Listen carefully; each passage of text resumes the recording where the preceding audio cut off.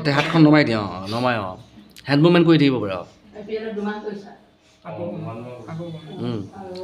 নমস্কাৰ ছাৰ মই নজৰুল ইছলাম মই বৰপেটাৰ পৰা আহিছোঁ ইছমাইলটো ভালকৈ দিয়া আকৌ দিয়া নমস্কাৰ ছাৰ মোৰ নাম নজৰুল ইছলাম মই বৰপেটাৰ পৰা আহিছোঁ তোমাৰ জাহিৰ খানৰ লিখিয়া লাগিছে এই যে ইণ্ডিয়াৰ বলাৰ জাহিৰ খান ইণ্ডিয়াৰ যে বলাৰ এটা আছিলে জাহিৰ খান তাৰ লিখিয়া লাগিছে তোমাক দেখিবলৈ দিয়া আকৌ নমস্কাৰ ছাৰ মোৰ নাম নজৰুল ইছলাম মোৰ ঘৰ বৰপেটা মোৰ মা দেউতা আৰু দাদা আৰু মই চাওনে নাইকিয়া হৈ গ'ল দিয়া আকৌ কোৱা ঠিক আছে তুমি আহি যোৱা তুমি সিফালে বহা তুমি ইয়াত আহি কোৱা তোমাৰ বিষয়ে নমস্কাৰ ছাৰ মোৰ নাম শ্ৰীমতী প্ৰাৰ্থনা দেৱ মই নামৰূপৰ বাসিন্দা মই নামৰূপৰ পৰা আজি ইয়াত ইণ্টাৰভিউ দিবৰ কাৰণে আহিছোঁ গোটেইখিনি ক'ম ছাৰ মোৰ ঘৰত মা আছে ভাইটি দুটা আৰু ভণ্টি এজনী আছে তেওঁলোক পঢ়ি আছে মা হাউচৱাইফ হয় মই পঢ়া শুনা ক'বলৈ গ'লে মই 2016 বৰ্ষত নামৰূপ হাইস্কুলৰ পৰা মেট্ৰিক পাছ কৰিলোঁ আৰু নামৰূপ কলেজৰ পৰা 2018 বৰ্ষত মই হাই ছেকেণ্ডেৰী পাছ কৰিলোঁ আৰু 2022 বৰ্ষত মই BA পাছ কৰিলোঁ নামৰূপ কলেজৰ পৰাই অভিজ্ঞতা বুলি ক'বলৈ গ'লে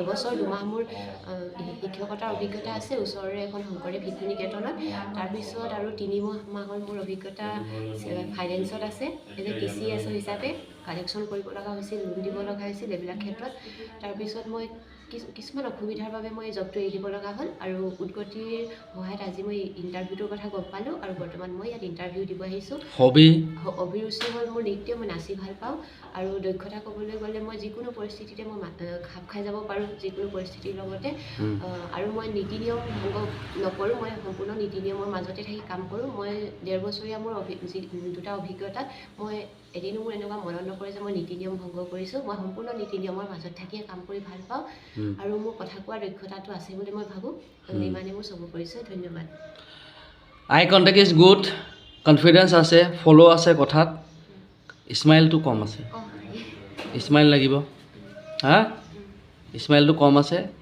তো কি কৈছিলোঁ স্মাইল ইজ এ মেইন কি টু দ্য ছাকচেছ অ'কে ঠিক আছে আৰু লগতে হেণ্ড মুভমেণ্ট নাই হেণ্ড মুভমেণ্ট কৰিবা দিয়া ফ্ৰীছে একবাৰ নমস্কাৰ ছাৰ মোৰ নাম শ্ৰীমতী প্ৰাৰ্থনা দেৱ মই ডিব্ৰুগড় জিলাৰ নামৰূপৰ বাসিন্দা হয় আজি মই ইয়াত ইণ্টাৰভিউ দিবৰ কাৰণে আহিছোঁ মোৰ ঘৰত মা আছে ভণ্টি দুজনী আৰু ভাইটি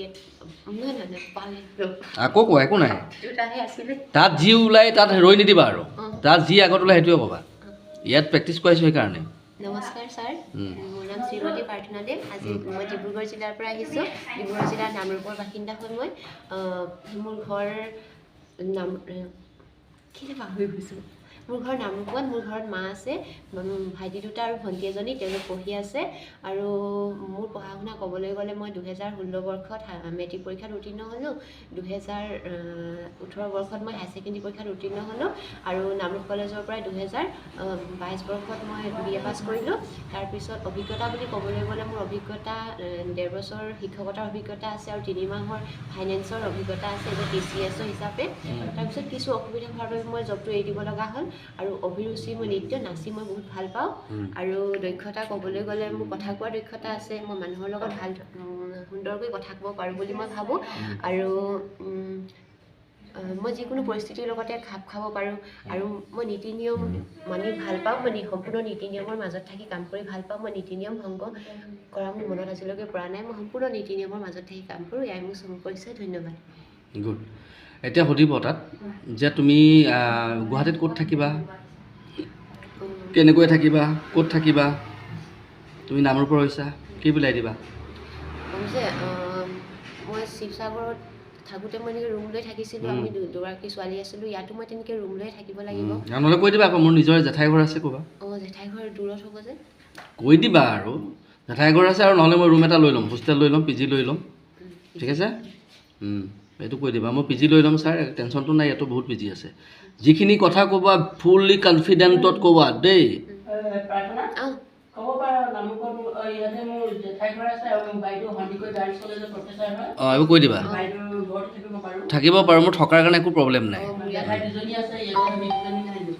ইয়াত দুগৰাকী জেঠাই আছে আৰু মোৰ বায়ো আছে সন্দিকৈ কলেজত প্ৰফেচাৰ কৰে, তেওঁৰ ঘৰতো থাকিব পাৰোঁ আৰু জেঠাই দুগৰাকীৰ ঘৰতো মই থাকিব পাৰোঁ। অ'কে, জব এটা তুমি কিয় কৰিব বিচাৰিছা? প্ৰথম কথাটো হ'ল ছাৰ, যিহেতু এতিয়া আমি ডাঙৰ হৈছোঁ, আমাক আত্মনিৰ্ভৰশীল হ'ব লাগে, তাৰ কাৰণে এটা সকলোকে জব এটা লাগে। আৰু দ্বিতীয় কথা হ'ল, যিহেতু মোৰ ঘৰৰ ডাঙৰ ছোৱালী আৰু ভাইটি ভণ্টিহঁতক চাব লাগে। আজিকালি নপঢ়িলে নুশুনিলে একো নাই, গতিকে তেওঁলোকক ভালদৰে পঢ়াব লাগে যাতে তেওঁলোক আগবাঢ়ি যাওক, সেইটো কাৰণে মোক এটা জব লাগে।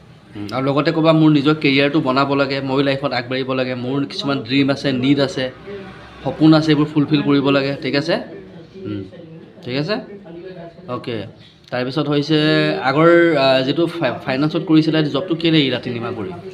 জবটো কৰি মোক ভালেই লাগিছিলে, মই সুন্দৰকৈ মোৰ টাৰ্গেটটো কমপ্লিট কৰিব পাৰিছিলোঁ, কিন্তু মানে ছাৰ কি হ'ল, তাত কিছুমান কাম ফিল্ডত হৈছিলে? ফিল্ডত হৈছিলে। তাৰপিছত ছাৰ মোৰ মানুহৰ লগত মানে কথাও কৰিব পাৰিছিলোঁ, ষ্টাফো মই ভাল পাইছিলোঁ, কিন্তু প্ৰব্লেম আছিলে যে কিছুমান মানুহক মানে মোৰ আগৰ এমপ্লয়ীকেইজনে য'ত লোন দি গৈছিলে, তেওঁলোক মানে 5গৰাকীমান মানুহ কি হ'ল এতিয়া মই অন কৰিছোঁ। তো কওঁতে বহুত টেকনিকেলি ক'ব লাগিব, বহুত পইণ্ট তুমি ক'ব নোৱাৰিবা তাত। ঠিক আছে, বহুতখিনি পইণ্ট চাই চিন্তি ক'ব লাগিব। ঠিক আছে, এটা অথেণ্টিক ৰিজন থাকিব লাগিব, এটা ৰিজনেবল হ'ব লাগিব যে কথাৰ যুক্তি আছে। নহ'লে ক'ব যে সেইখিনি তুমি কিয় হেণ্ডেল কৰিব নোৱাৰিলা, টেকেল কৰিব পাৰিব লাগিছিলে তুমি। ঠিক আছে, তো ইমানটো কাৰণে তুমি জবটো এৰি দিলা, জব এৰি দিছা তুমি। ঠিক আছে, বহুত কথা আহি যাব। খেলটো বুজি পাইছা? এটা ভেলিড ৰিজন দিব লাগিব সদায়। অ'কে, বাকী চেলেৰি কিমান এক্সপেক্ট কৰা এইটো সুধিবই। এক্সপেক্টেশ্যন কি?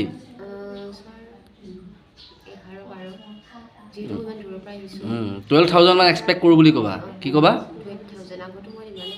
12,000 এক্সপেক্ট কৰোঁ, আগতো সিমানো পাইছোঁ কৈ দিবা।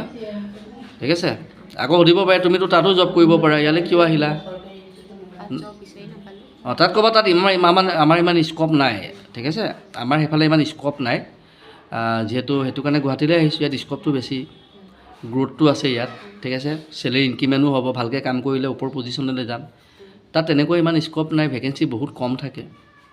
সেইকাৰণে ওলাই আহিব লাগিব, নিজৰ লাইফটো বনাব হ'লে ছাৰ ওলাইতো আহিব লাগিব, সোমাই থাকিলেতো একো নহ'ব। ঠিক আছে, সেইকাৰণে মই ছাৰ গুৱাহাটী লৈ আহিছোঁ।